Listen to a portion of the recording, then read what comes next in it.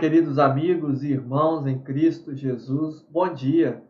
É muito bom poder estar aqui mais uma vez nesta manhã, mais um domingo em que nós temos a oportunidade de estudar a Palavra de Deus através da nossa escola bíblica à distância.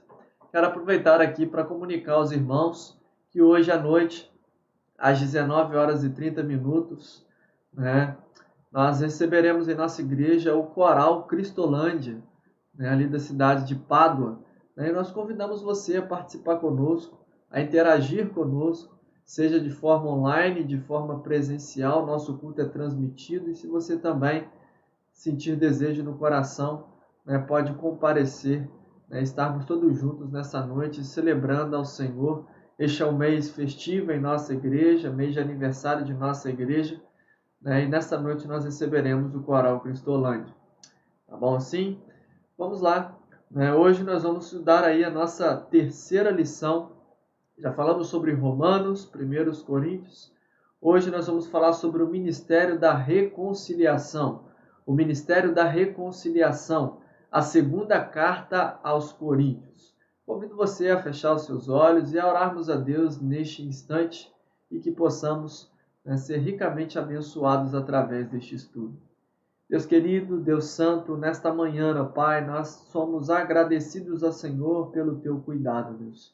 Sustenta-nos a cada dia e nesta hora suplicamos a Ti, ó Deus, que o Senhor nos dê sabedoria, discernimento na compreensão da Tua palavra, na compreensão, ó Deus querido, dos princípios bíblicos, ó Deus. Ó Deus querido, nos abençoe neste momento. Fica conosco, nos dê um dia debaixo da Tua graça, ó Deus querido. Essa é a oração que a Ti fazemos e oramos em nome de Jesus. Amém, Senhor. Meus irmãos, vamos lá. 2 Coríntios, capítulo 1. Vamos ler do verso 12 ao verso 14. É o texto base do nosso estudo de hoje. O ministério da reconciliação, baseado na segunda carta aos Coríntios.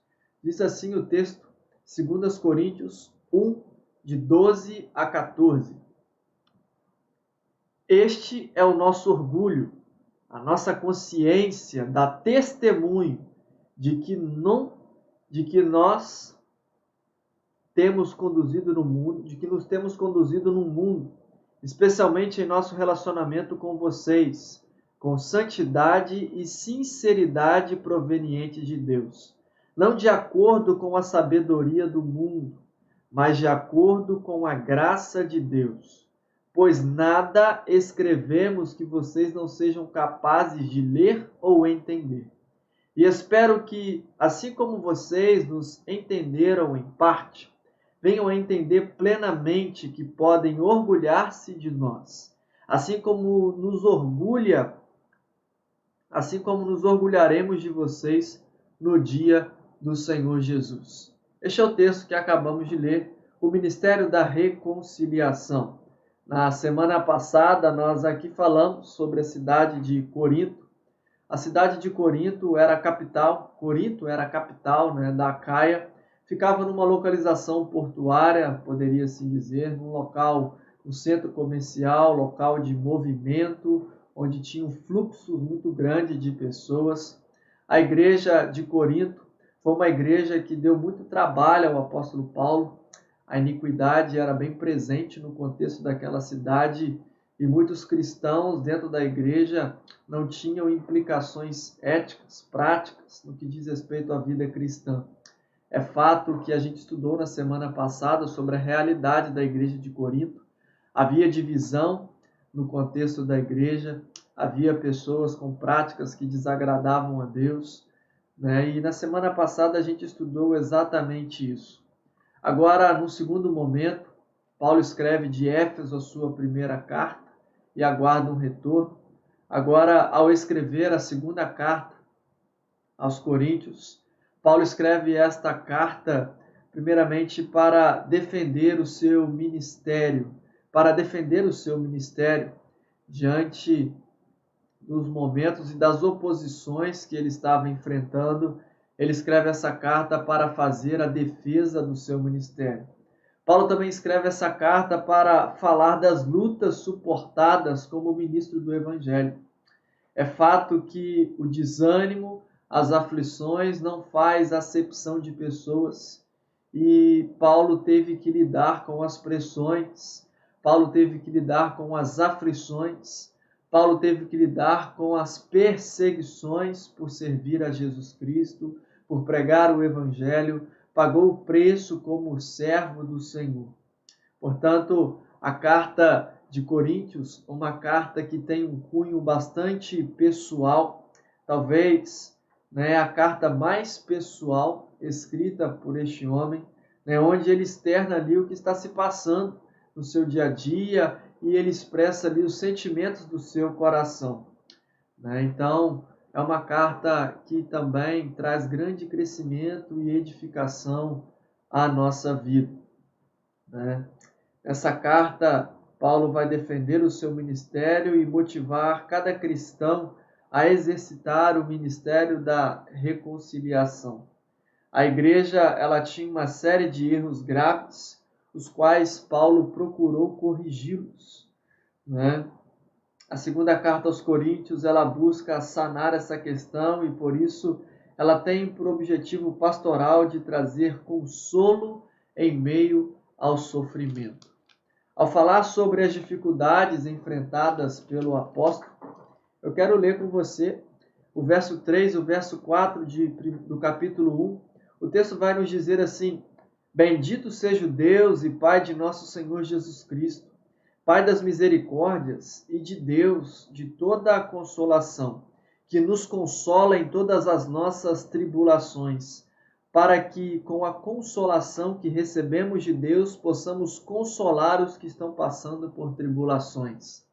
As suas tribulações, as suas aflições, na medida em que Paulo passava por todas elas, ele era consolado por Deus, pelo Espírito Santo de Deus, e através desse consolo, desse fortalecimento, dessa experiência prática, ele era capacitado por Deus a consolar outros que também estavam passando por dificuldades.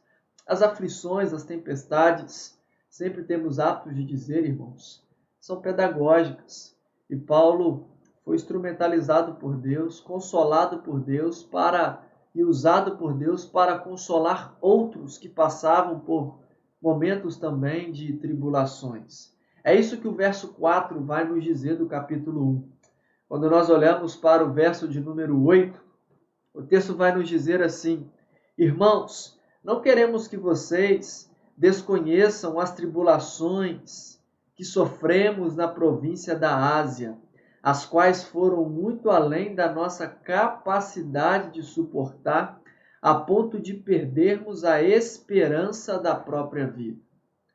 Nós não sabemos de fato, irmãos, o que aconteceu com ele nesse momento, quando ele estava na província da Ásia, mas é fato, conforme o texto diz, que grandes foram as aflições, as experiências conflituosas que ele ali viveu. O texto vai nos dizer exatamente isso. Não queremos que vocês desconheçam as tribulações que sofremos na província da Ásia, as quais foram muito além da nossa capacidade de suportar, a ponto de perdermos a esperança da própria vida. Grandes foram as aflições, as tribulações que este homem experimentou. Desconhecemos, mas é fato que Deus o sustentou em todos os momentos da sua trajetória. O livro de 2 Coríntios, ele nos fala sobre narrativas onde Paulo ali fala sobre as suas lutas, sobre as suas dificuldades, onde ele faz a defesa do seu ministério. Ele inicia o verso 1 do capítulo 1 já dizendo: Paulo, apóstolo de Cristo Jesus, e ele vai dizer, pela vontade de Deus, não por sua própria vontade, mas pela vontade de Deus, do Deus soberano, do Deus que é Senhor da igreja, e ele se dirige ao povo, àquela igreja, desta forma. A igreja de Corinto foi uma igreja que trouxe muitas né, muitos sofrimentos e preocupações ao apóstolo Paulo. E essa igreja era uma igreja a qual o apóstolo amava. O verso 4 do capítulo 2 de 2 Coríntios, o texto vai nos dizer assim: Pois eu escrevi, com grande aflição e angústia de coração, e com muitas lágrimas, não para entristecê-los, mas para que soubessem como é profundo o meu amor por vocês. É isso aqui o que o verso 4 do capítulo 2 vai nos dizer. Então, como disse inicialmente, é uma carta muito pessoal, né, onde o apóstolo Paulo aqui ele externiza tudo aquilo que ele estava sentindo em seu coração, né? E ele aqui demonstra o seu amor para com aquela igreja. Avançando um pouco mais, irmãos, sobre o estudo desta carta, este livro é um livro abençoador, ele vai nos falar sobre a nova aliança, vai nos falar sobre a doutrina da reconciliação, né? Aqui também temos a descrição do terceiro céu. Paulo também vai falar sobre o espinho na carne. Estes são os assuntos tratados aqui na segunda carta aos Coríntios, né? E falando um pouco mais sobre este livro, né? Falando um pouco mais sobre o que diz respeito ao sofrimento, algo bem presente no contexto do livro, né? O apóstolo Paulo vai afirmar aqui, né? Ele afirma que Deus é o único que pode de fato consolar, né? E por isso ele bendiz a Deus. Como lemos aqui, verso 3 e 4 do capítulo 1, ele bendiz a Deus porque ele tem a convicção de que somente Deus é poderoso para sustentá-lo, para consolá-lo, para ajudá-lo diante dos sofrimentos, né, vivenciados na sua trajetória. Então, Deus é o Pai das misericórdias, né? E o texto vai nos dizer isso. Deus é o Deus que consola, é o Deus que fortalece, é o Deus que o fortaleceu.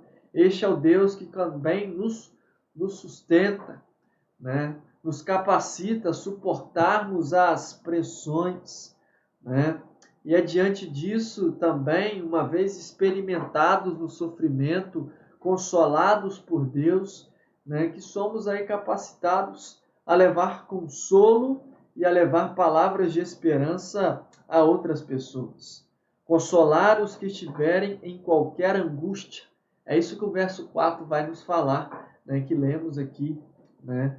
Paulo relembra no verso 8 as ameaças e perseguições que ele sofreu na Ásia. Enfim, o livro nos fala sobre o auxílio de Deus no sofrimento. Muitas foram as aflições, as pressões, as perseguições, os açoites até mesmo experimentado por este homem de Deus, mas também este livro nos é uma mensagem de fortalecimento, né, para a nossa vida, para a nossa caminhada cristã. Então, o auxílio de Deus no sofrimento. Também o livro vai nos falar sobre o ministério da reconciliação, né? E Paulo vai direto ao ponto que causou o problema na igreja, né? O autor aqui do estudo ele nos diz: perceba que ele não cita o nome nem o problema em si, mas ele simplesmente diz: se alguém causou tristeza, ele não quer criar mais polêmica e sim solucionar o conflito. É sempre bom nos reportarmos à primeira carta, na qual muitos pecados são denunciados, mas com o objetivo de trazer cura para a comunidade. Falando um pouco sobre essa questão do Ministério da Restauração, né, falamos aqui na semana passada, né, baseado na primeira epístola, né, que nós precisamos tratar, né, nós precisamos disciplinar, né, a disciplina precisa ser exercida na igreja. Precisamos corrigir erros, precisamos tratar o pecado diante de Deus, buscar o auxílio de Deus, disciplinar aqueles que precisam disciplinados. A disciplina precisa ser exercida no contexto eclesiástico, obviamente que com amor, mas nós não podemos negligenciar a disciplina. Mas também algo que merece destaque aqui neste estudo é que a disciplina precisa ser exercida, mas que também um alerta é feito aqui neste estudo. O verso 11 do capítulo 2 vai nos dizer assim, né? A fim de que Satanás não tivesse vantagem sobre nós, pois não ignoramos as suas intenções. E um alerta é aqui nos dado, né? A igreja precisa, né, trabalhar a disciplina, como já dissemos aqui, mas a igreja também precisa aprender a importância, né, do perdão, de perdoarmos as pessoas, né? É um risco para a igreja não aplicar uma disciplina que é necessária, mas também é um perigo não perdoar quando há verdadeiro arrependimento, pois Satanás pode obter vitória contra a igreja. Então é importante praticarmos, exercitarmos o perdão, né? O perdão dentro da igreja. Né? Precisamos perdoar quando há arrependimento sincero e verdadeiro, irmãos. Nós precisamos liberar o perdão. Né? Não podemos aqui carregar mágoas, carregar o delito de alguém sempre ali no dia a dia. Precisamos literalmente aprender, irmãos, a perdoar, né? A perdoar. Até mesmo porque todos nós, né, somos passivos, todos nós podemos errar e todos nós erramos, todos nós pecamos, todos nós desagradamos a Deus. É bíblico, a Bíblia diz que não há nenhum justo, nenhum sequer, todos pecaram. Né? Então nós precisamos perdoar uns aos outros, perdoar aqueles que nos ofendem. Né? Um terceiro ponto também que é abordado aqui no livro é sobre a fragilidade humana. Somos vasos frágeis, fortalecidos pelo Deus Todo-Poderoso. Paulo continua tratando aqui sobre o ministério cristão, que apesar de todo sofrimento e perseguição, traz em si mesmo um grande tesouro. Apesar de todo sofrimento, apesar de todas as tribulações, né? Nós vamos ver no capítulo 4 de 2 Coríntios, né, que apesar de sermos vasos de barro, frágeis, nós trazemos dentro de nós algo precioso, que é o evangelho de boas novas, que é o evangelho de salvação, que é o evangelho de esperança, que é o evangelho que transforma a vida de todo aquele que nele crê. Apesar da nossa fragilidade, apesar das nossas limitações, apesar de tudo isso, nós trazemos em nós algo precioso, que é a mensagem do Evangelho de Cristo, uma mensagem poderosa, uma mensagem de transformação, uma mensagem que tem poder de mudar a vida das pessoas. Ele vai agora falar sobre esta instrumentalidade humana, que é usada por Deus para levar a mensagem de paz, o tesouro em vasos de barro. Esta é a instrumentalidade humana. Isto é o fato de quando eu e você, quando nós, Igreja de Cristo, nos colocamos diante deste Deus, mesmo sendo vasos frágeis, mesmo sendo limitados, este Deus nos usa, nos capacita a levarmos esta mensagem, a mensagem do Evangelho de Jesus, a mensagem de transformação, né? Vejam o senso de humildade e confiança do apóstolo em observar a sua condição humana, mas que experimenta uma glória de ser portador da nova aliança de Deus, né? Nova aliança de Deus com o homem. Somos fracos e frágeis em nosso corpo físico, mas carregamos conosco a mensagem do Evangelho. Somos instrumento nas mãos de Deus. Que privilégio temos, irmãos. Que privilégio nós temos de poder sermos habitados por Deus e termos, carregarmos uma mensagem de esperança, uma mensagem de salvação, uma mensagem de transformação, que é o Evangelho do Senhor Jesus Cristo. Então, Paulo vai mais uma vez falar da condição de sofrimento humano, que é a nossa realidade verdadeira. Apesar de aparentemente nos sentirmos fortes e cheios de vitalidade, em alguns momentos, somos vasos extremamente fracos, inúteis, se não formos sustentados por este Deus, este Deus que nos sustenta e capacita. Somos todos, e Paulo se inclui em primeiro lugar, somos todos atribulados, mas não angustiados, perplexos, mas não desanimados, perseguidos, mas não desamparados, abatidos, mas não destruídos. Tudo isso porque Deus nos sustenta, né? Deus nos capacita, né? Ele havia passado por tudo isso, ele passou por tudo isso em seu ministério. Pressão física, pressão emocional, pressão espiritual, mas ele olha para Cristo, ele olha para aquilo de precioso que estava dentro dele, que é o Evangelho de Cristo. E o Espírito Santo o sustentava e o capacitava em todo o tempo. Portanto, irmãos, nós temos o privilégio de sermos portadores da mensagem do Evangelho.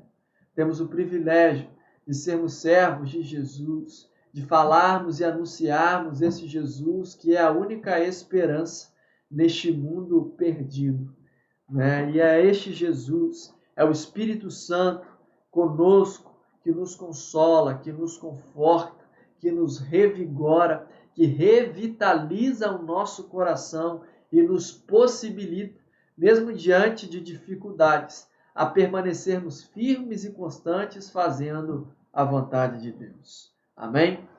Quando a graça é multiplicada, irmãos, quando a graça é multiplicada, mais pessoas são salvas e abençoadas, e mais Deus é honrado.